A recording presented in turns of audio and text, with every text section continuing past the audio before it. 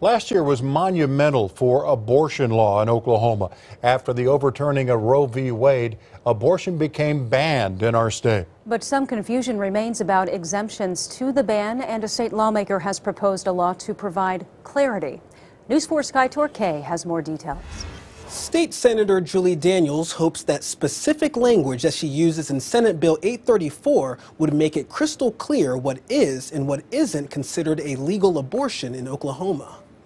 We thought it best to go in and standardize and clarify what exceptions are allowed. State Senator Julie Daniels wants consistent definitions surrounding Oklahoma's abortion ban. Her proposal, Senate Bill 834, clarifies that abortion would be allowed to save a mother's life in a medical emergency and in the case of rape, sexual assault, or incest of a minor that's been reported to law enforcement. It also says that an abortion would not be in violation of Oklahoma law if it was to remove a dead unborn child whose death was caused by a miscarriage or remove an ectopic pregnancy. The measure also states that in vitro fertilization and contraception are legal. And I want Oklahomans to look at these as very reasonable exceptions and to sign on to preserving the life of as many unborn Oklahomans as possible, keep us a pro-life state, and move on down the road. Some OBGYNs like Dr. Dana Stone in Oklahoma City appreciate the clarification, but stress that there are cases where an abortion is best for the mother's health, even when it's not a medical emergency. So we would like to intervene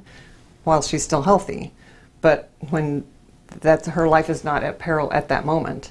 So they have kind of put us in the situation where we have to watch something evolve that we know is dangerous to a mother, but we have to wait until her life is in danger rather than her health is in danger in order to treat her. Daniels tells us she's confident her bill will pass because of how reliably pro-life the legislature has been for many years.